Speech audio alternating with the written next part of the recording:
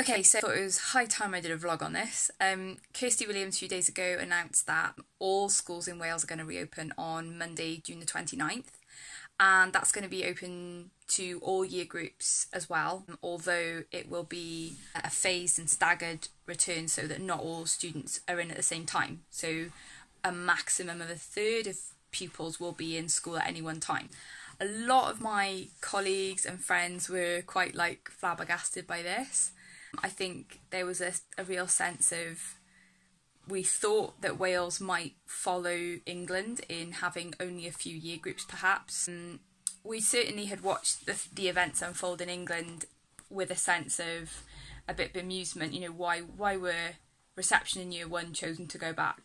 We could understand year six going back with transition, but I think a lot of us felt like, reception year one really not a priority right now. Plus, they're probably the hardest year group to go back in terms of they're learning through play, tactile, sharing toys, sharing surfaces, and that's a complete nightmare. So I think we were sort of hoping that Kirsty Williams was going to go down the route of maybe the exam classes coming back. We did not expect her to say all of the classes. But this being said, as a parent, I think that's actually a really good thing, because I don't want to be sending one of my kids to school and keeping the other one home. I just hope that the way the schools work it is that so that sibling groups can be together, because aside from all the practicalities of if they weren't, there's also the fact of exposure. I'd rather my two kids as one family unit are exposed to the same germs, if you like, as being in on the same day with the same group of people. So I'm glad as a parent. As a teacher, I was really excited, and I didn't think I would feel like that.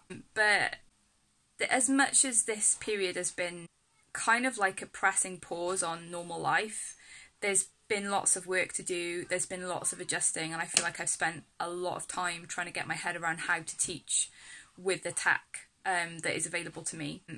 It's actually been a really funny time in our household because my husband is a filmmaker. So he's been furloughed and there's nothing for him to do, and he's been teaching my children, homeschooling them, whereas me, the teacher who's probably a lot better equipped to do that, I've been spending all my time making videos to go on YouTube. So it's been a complete role reversal in our house, and it's not massively worked best for each of us. I would rather be teaching my own kids, and I think he would rather be making videos. But there we go. This has definitely been a strange time for a lot of families. But I was listening to the interview where Kirsty Williams was on BBC Wales Breakfast with Dot and did an hour phone in, and I mean, a lot of what she says I do really respect, because I think she has made a difficult decision. She's a mum herself. She was quite honest about homeschooling being, quote, a disaster in her house. And, she did do her best to answer the questions that people brought to her. But it still remains to be said that a lot of people are concerned about safety. One caller mentioned that 48 teachers have died from COVID-19. And that's not something I've seen a lot of coverage of. There has been testing. There has been testing of teachers working in hubs at the moment, and it is a small minority of them who tested positive, something like 28. If now lots more teachers are going back and lots more children are coming back, then those numbers presumably will go up.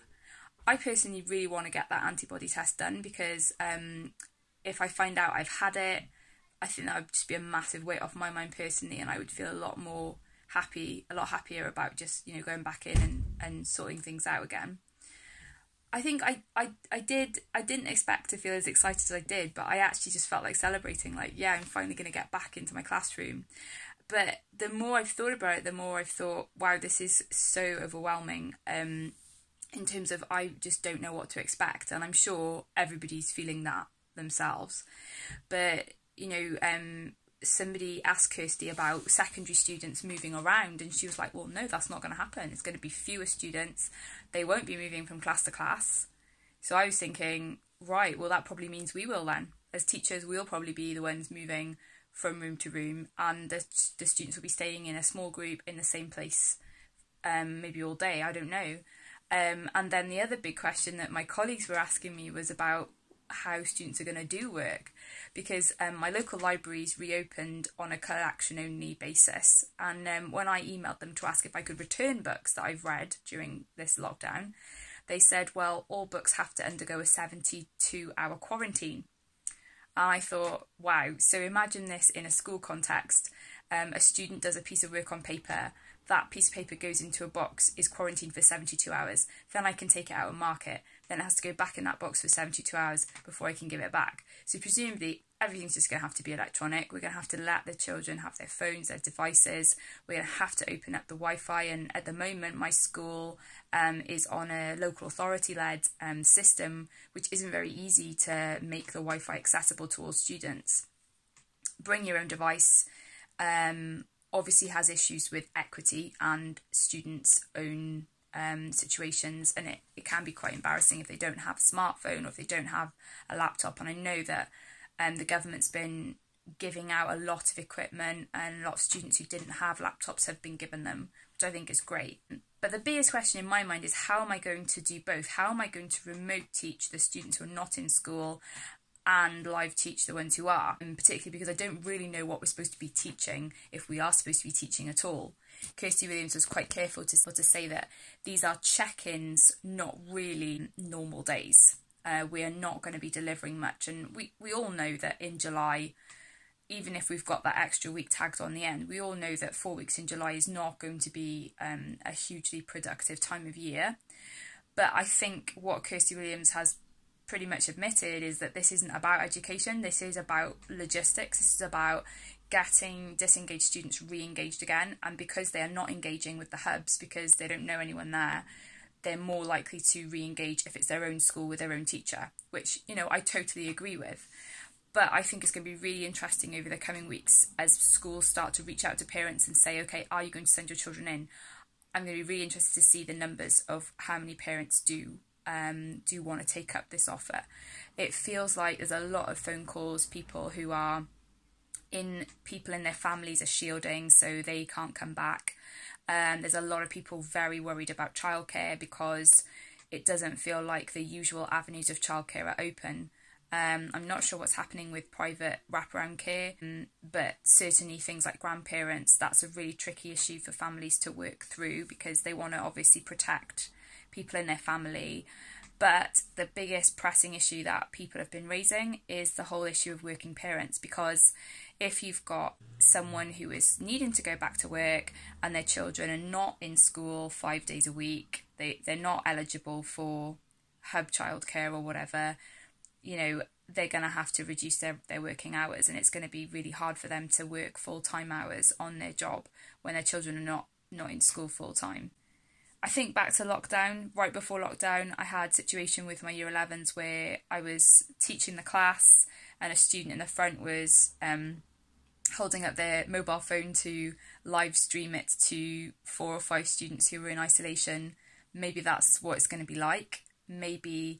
But in that scenario, the majority of students were in the class in front of me, and it was a minority of students who were in isolation at home. Now that that situation's flipped, I wonder if it's going to be the other way around. The majority of students are going to be at home, and it's a minority of who are in my classroom in front of me. I mean, there's so many things that schools have to work through here with one-way systems, break times, lunch times and staggering. It's not going to be easy with transport because I work in a Welsh medium school. You can't really stagger your start time for different year groups because the buses are all going to arrive at the same time, if presumably they're still getting the same buses to school. So we've got a wide catchment area. That's a real challenge for our school, and I'm sure there's many other schools as well. Over the next 3 weeks now, the government is going to be working out how to up the testing, working out how to run schools logistically.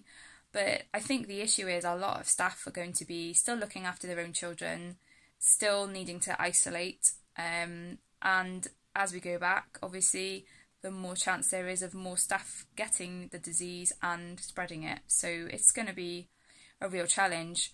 But that being said, I think the biggest bombshell for me is the fact that September is not going to be normal. And I think in the back of my mind, I was kind of hoping that all this would be done by September, and at least 2020 to 2021 academic year would be more of a normal academic year where admittedly we would have a lot of catching up to do from the missed time, but at least we would be able to carry on. Now it's really seeming from Kirsty Williams' comments that we cannot assume that September is going to be normal, and this period in July is really all about us setting ourselves up for the new academic year with social distancing still in place. I've no idea how that's going to work. I don't think the children will want to do it. I don't know how the children will feel. My 8-year-old said to me, what am I going to do at playtime? I can't play tag. That's